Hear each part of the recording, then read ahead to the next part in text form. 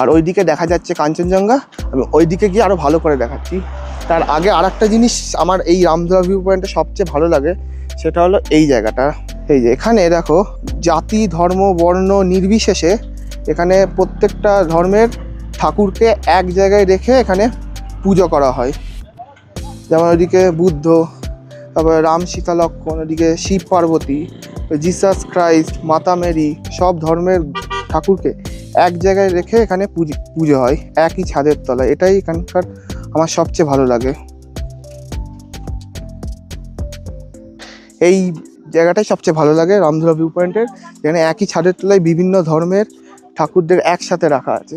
এখানে দেখো লেখা আছে গড ইজ ওয়ান।